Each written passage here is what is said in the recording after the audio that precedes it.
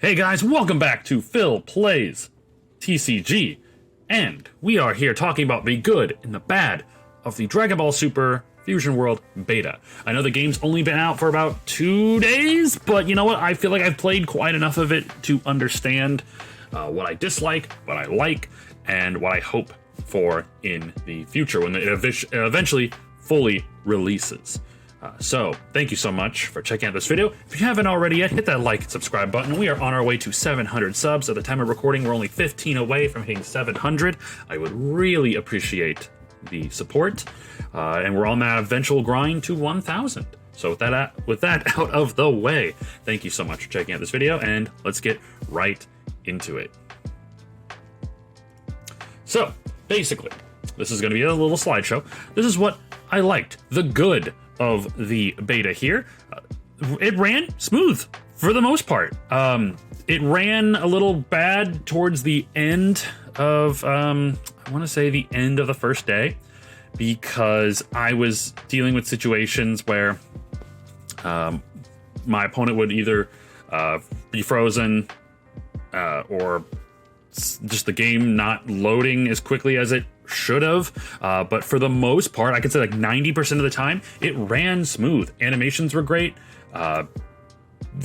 Nothing froze, like for the most part. We were jumping to and from games. It was great. I'm very surprised at how polished this feels. Next, pretty good user interface. I really did like the interface. Of course, you can tell it is a mobile game. It is a mobile client. Well, it looks like a mobile game client would be kind of like how the Pokemon game, which eventually hopefully will, just like Pokemon, will come to mobile phones. I'm hoping. I can't remember off the top of my head if they did announce that they are going to be doing a mobile release of the game, but so far I really like the user interface. The interface for when you're actually playing the game, I think, is pretty good for the most part. There were some parts of it I didn't like. I'll get to that in the bad section.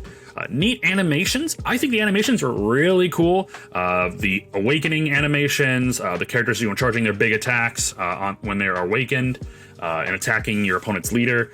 Really cool. I dig that a lot. I'm hoping they would have more animations for some like the boss monsters, but I can understand that's probably asking for a little too much. And then the last part was lots of customization. There's lots of customization options with your character avatar. Hair, I'm assuming you're going to be able to get their new clothes, backgrounds, aura, stuff like that. I thought that was pretty neat, basically being able to customize your character avatar for when you play games. I always like a little bit of customization like that. Next, of course, we're talking about the bad. Games take forever.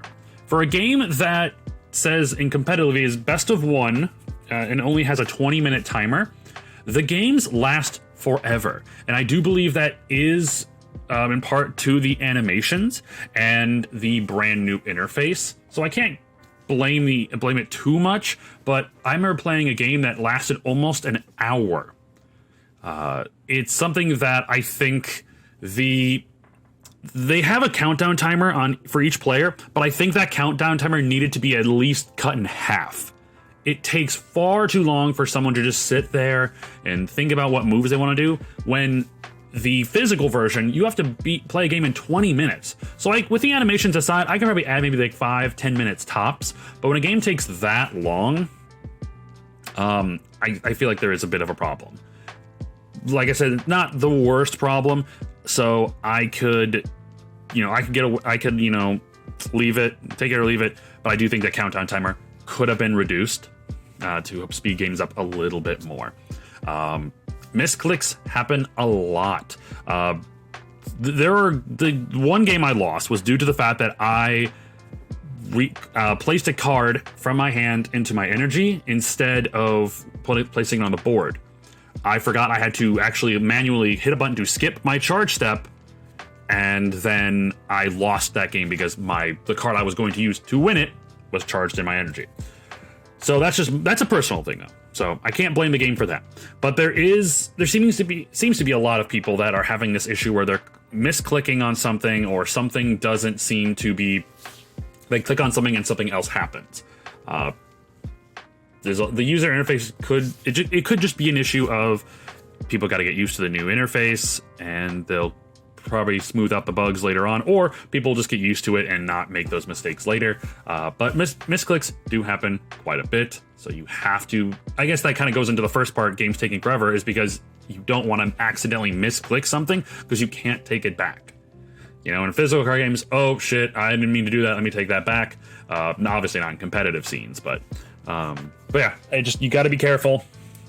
One misclick can cost you a game. No way to turn off animations. So this kind of goes into the whole games take forever concept of the first part, which is a way to speed up the games would be to just remove the animations of the characters, transforming, attacking, but there is no option to do that. So I understand that could just be like if one person wants them off and nobody else, for some reason, like nobody else wants to turn them off, that person may never find a ranked game because they will want something done that the other person doesn't. So I get it.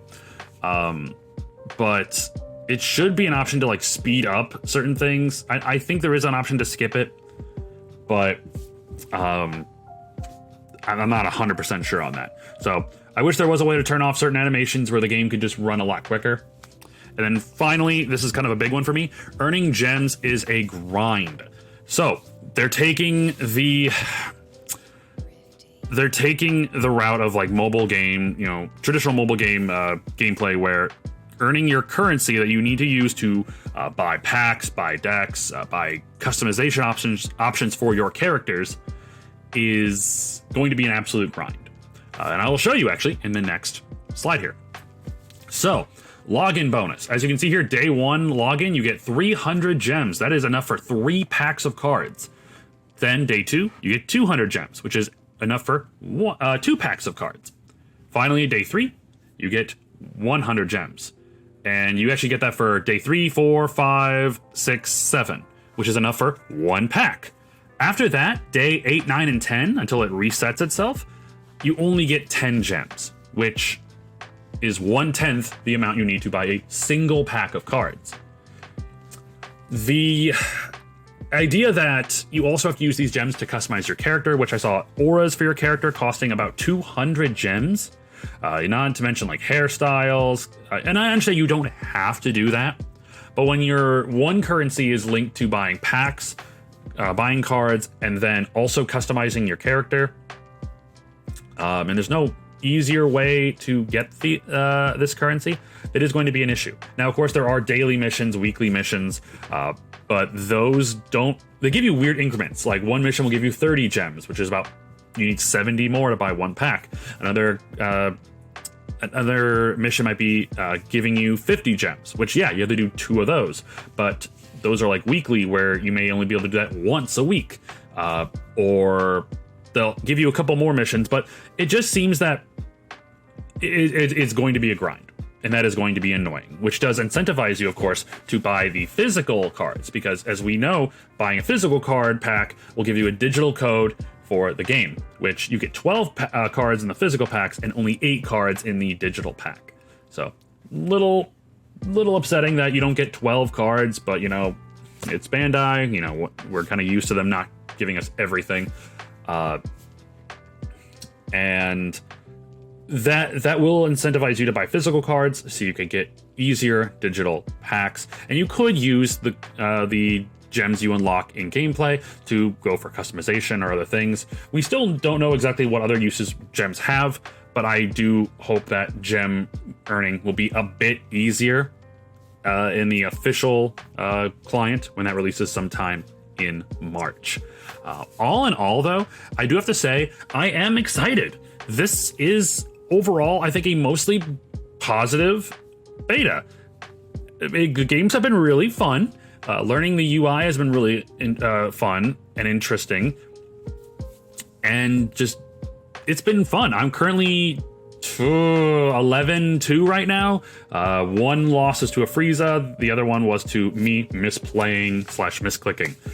So this has overall been a very positive experience. I'm going to be hopping back on the beta after this video uploads, and I can't wait for the official client to come out, and of course the official card game to release in the next month.